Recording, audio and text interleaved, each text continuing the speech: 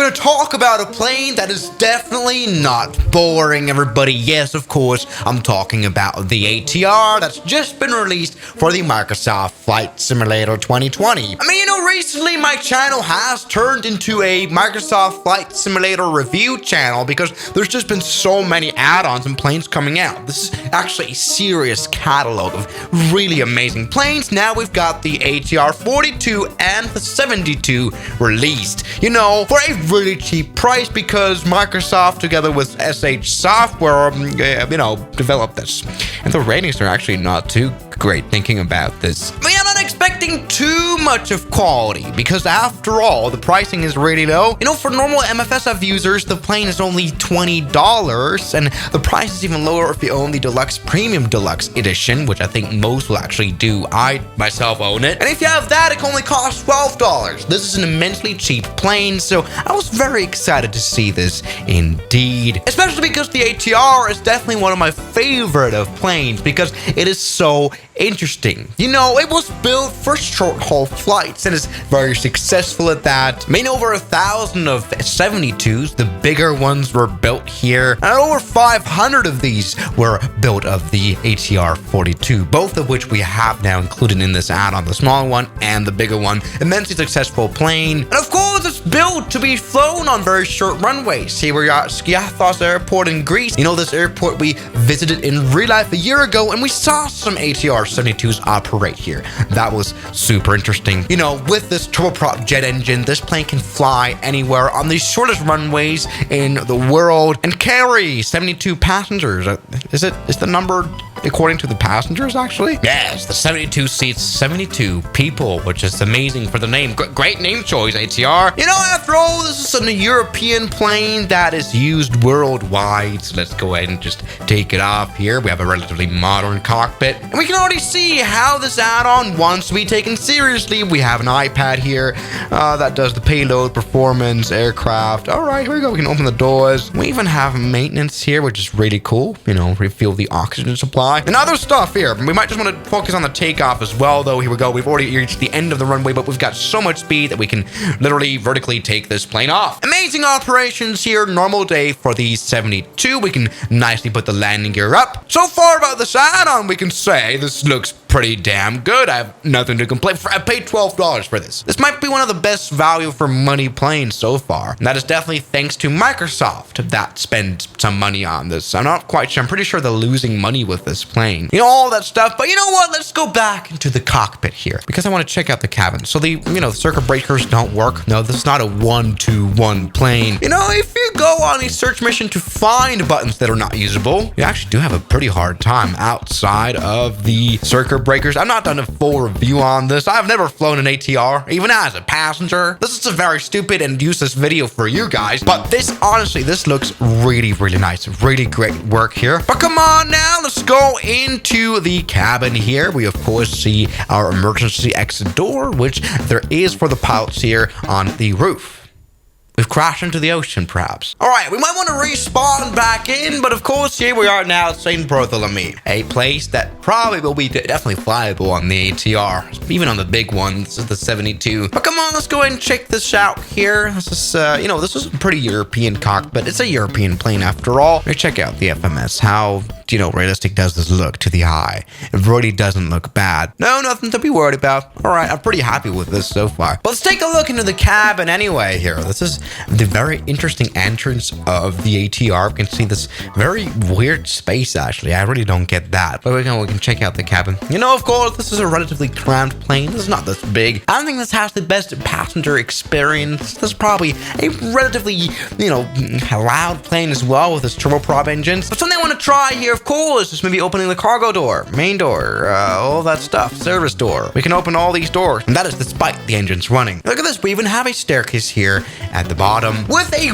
really, really cute, construction here. Can you see that? Yeah, this is a tail protector, because the passengers are, after all, entering through the back door. This is making sure that the plane doesn't actually tip onto the tail. We don't want to have a tail strike while boarding. But anyway, come on. It's maybe time for some performance testing. Do we even need the whole runway runway here at St. Paul? I don't know. We might want to find out. The flaps are already at 15. Let's go ahead and run the engines up to full power. These are, after all, turboprop engines. This might just work. All right, I hope this plane doesn't disappoint me, because I do expect this plane to be super extreme. I do expect this plane to handle short runways, because this flies at these kind of scenarios in real life. All right, it doesn't fly at St. Bart's, but, you know, other airport. Oh, God. That hasn't worked. That was not as crazy as I would have expected. God damn it. You know, we might just want to try to use the smaller ATR for the rest of this video for the extreme testing. By the way, we've got some liveries here: Air Tahiti and Silver Airways. And for the smaller ones, we've got Air Saint-Pierre or Silver. That's very interesting looking. Definitely more like it. You know, I mean, the ATR definitely is a very extreme plane. I mean, it's often used in very dangerous scenarios. And this is why I called it a very dangerous plane before. I mean, only the 42 has a whole list of crashes over the past years. Also, the bigger 72 has a long list of crashes here, even recently. Of course, I'm talking about the 15th of January 2023 with Yeti Airlines. You know, operating this plane at very short runways, very dangerous places, doesn't really help with the safety record. But anyway, come on, let's maybe try to take off. Finally here now. This should definitely work. It's at least 600-meter long runway. Maybe with the flaps all the way full, because, I mean, what's the point? All right, here we go. 60 knots. Ah, this is more like it. Okay, there we go. This should be totally able to take off now. There we go. Nothing to be worried about. This plane could genuinely fly here without any issues, I think. And of course, it is totally reverse thrust capable here with those turboprop engines. So definitely landing this plane on short fields shouldn't be an issue at all. I can't wait to do a proper test here now. Starting off here at St. Bart's as well. We've landed way bigger planes here, by the way. Oh God, this is a very late landing. This landing sucks. Why am I doing this so poorly? I'm so sorry, Mr. Plane. Let's maybe go and just reverse this, okay? No issues at all. There we go. Going full power into the reverse thrust. Yeah, there we go. That was definitely no issue at all, despite this bad landing. Oh my God, I should turn off the crash warnings. Yeah, this was not a great landing, but this just shows the capabilities of this plane. Check this out. We landed way past the touchdown zone, and I didn't even go reverse thrust. You reverse thrust? Why?